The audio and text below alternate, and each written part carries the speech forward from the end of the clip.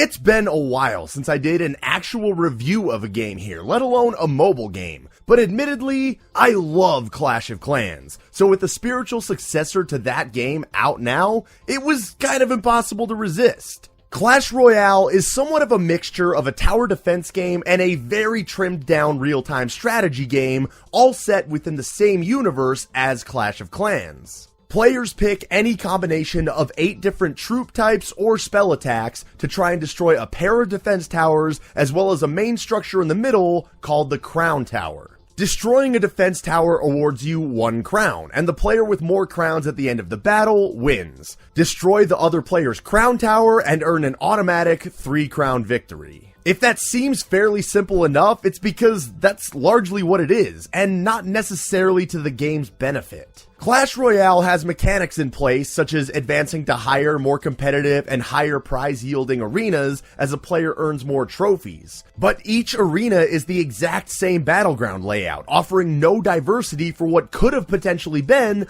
a wide assortment of attack styles based on different battleground layouts. And with no ability to see what any potential opponent might be carrying in their deck before random battles, any ability to strategize before a battle is pretty much absent. This can leave quite a bit of the outcome of a battle already heavily in one player's favor from the start, based solely on what character and spell arrangement they have matched up to their opponents. One positive to this game, maybe the biggest positive, is that there really is a very broad assortment of characters and spells available, making for a lot of different combinations that can be used. And every character seems to have a pretty decent balance of their own strengths and weaknesses that makes every one of them valuable, oftentimes making the most important factor in battles being the way that players mix and match certain characters to try and nullify certain weaknesses. Actually getting new characters though, or even just upgrading existing ones, is very, very heavily reliant on luck of the draw.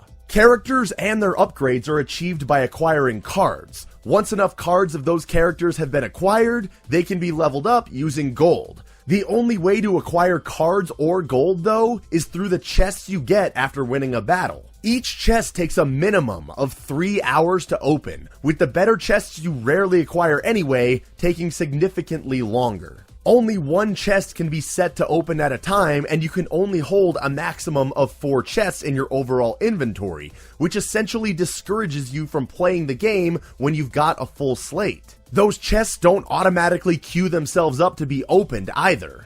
Once one chest is ready to open, you have to manually set a new one to start opening, because having it go on an actual queue would just be way too convenient apparently. This entire upgrade structure is probably the game's biggest downfall. In Clash of Clans, for example, you got to prioritize and choose what to upgrade and how you wanted to build your own army and base. In Clash Royale, you can pretty much only cross your fingers that you get the troop cards you want in these chests. For a strategy game, there's really not much strategy involved at all other than simply learning what groupings of characters are effective together in battle. And that's not really a good thing to be that simplistic. Of course, if you wanted to get all of the characters you desire and level them all up, you can pay a boatload of actual money, but games that actually require that for the sake of customization aren't really my cup of tea, and probably aren't yours either, plus there's still the element of chance within all of it. In the end, Clash Royale leaves way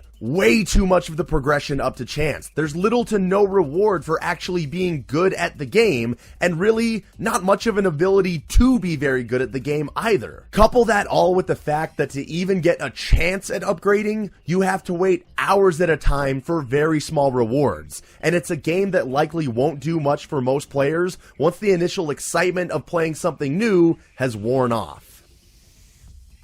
So that's my review of Clash Royale. If you enjoyed the review, please hit that thumbs up button below, and if you want to check out some other videos of mine, they're probably even better than this one, but they are in the annotation links below. Also be sure to subscribe, and above all else everybody, thanks so much for watching.